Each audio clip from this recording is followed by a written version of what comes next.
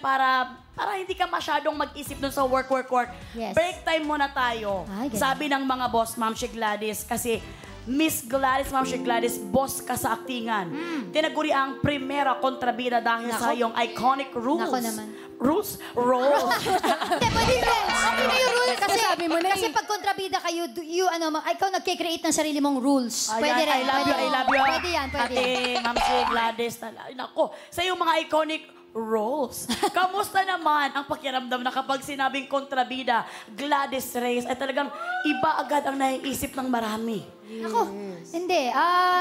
Ano ba? Kasi it all started in Mara Clara, no? Which was 1992, di ba? So, almost 30 years na, Melay, no? So, 3 dekada, almost ano na nga. So, nakakatuwa na yung pagiging kontrabida ko, hanggang ngayon may tumatawag pa rin Clara sa akin.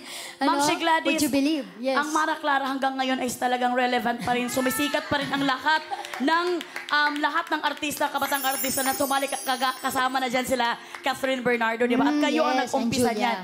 Ano ang pakiramdam na hanggang ngayon may hangover pa rin kami sa pagiging Clara mo na pagkakontrabida mo? Hindi, ako natutuwa no, na marami pang hindi nakaka-move on. Yung ang dami ko nang ginawang ibang teleserye, pero hanggang ngayon, nakatatak pa rin sa kanila yung Mara Clara. But as I always say, marami rin ako mga hinahangaan talaga na mga nakatrabaho ko. Like your mom, si Ate Jean, yan, na alam mo namang sa totoong buhay, alam mo yun, sobrang ang sarap katrabaho kasi napakakalug din, And of course, sila Ate Ami Austria, di ba? Ang dami ko mga, sabihin, siguro inspirasyon, bilang actress. And ito talaga passion para sa akin. Bata pa ako, ito na yung gusto kong gawin. Ayan na nga, naawa talaga ako kay Derek. Kailangan nating bigyan na si Ma'am She Gladys kasi nakaganon talaga sa akala nyo lang. Okay lang. Kawawa talaga sa baka mamaya magkuha na siya, ha? Pero, alam mo, amazed talaga kami, Ma'am She Gladys. Lalo nang nakilala ko si Ma'am She Gladys dito sa show business na napaka-down to earth at napaka-religious. Yung alam mo yung binibigay talaga niya yung faith niya kay Lord. At doon ko talaga siya hinangaan. Nawala yung pagkatingin ko na kontrabida. Doon ko napatunayan ang galing niyang actress. Di ba? Ako naman, Mela, yun. That's very true, Ate Gladys. Napapaghalatang madalas akong guest sa'yo. Miss Gladys, ito Yes. nga po. Kasi syempre po sa harap ng camera, kilala kayo bilang isang kontrabida. Pero syempre, sa boundaries ng bahay nyo, sa inyong family, ikaw naman ang bida. Kamusta naman po ang isang Miss Gladys Reyes bilang isang misis at nanay po? Siyempre, iba yung fulfillment pag nanay ka. Alam na alam mo yan, di ba? As a mother of 4 kids, so si Christoph, Akisha, Grant, and Gavin, ay iba yung lahat ng ginagawa mo, alam mong sila yung dahilan, di ba? Of course, given na yung asawa ko na for almost 30 years of togetherness kami ni Christopher, 19 years of being married and 11 years as boyfriend and girlfriend. Malaking blessing talaga yun sa Panginoon na walang katumbas na halaga, di ba? So, siguro, siyempre may mga pagkakataon lalabas yung pagkakontrabida mo, lalo na ayoko talaga yung nagtututor ako sa mga anak ko.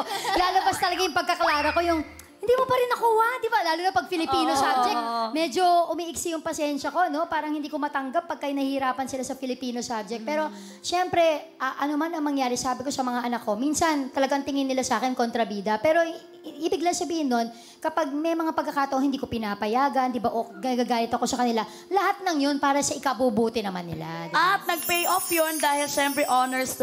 Yes, si Christoph, yes, graduated as first honor and now he's in UP, at kumbaga, wow, nakabawas doon sa gastusin. Diba? Yes, ang pagpapaaral. Pero, yun naman, I give it to him, yung credit doon. Dahil syempre, siya yun di ba? Sa awa naman ng Panginoon. Alam mo, ang mga anak natin, hindi natin kayang bantayan 24/7 yan. Ang pinakamagagawa natin, ipanalangin natin sila. Kasi, basta lumaki silang mabuting Kristiyano, everything will fall into proper places. Amen. I love that, Ma'am She Gladys. Iba talaga ang wisdom ni Ma'am She Gladys. That's why I love her talaga. So, eto na nga, well, mamaya sana lumabas yung wisdom mo kapag nagkaroon na tayo ng acting.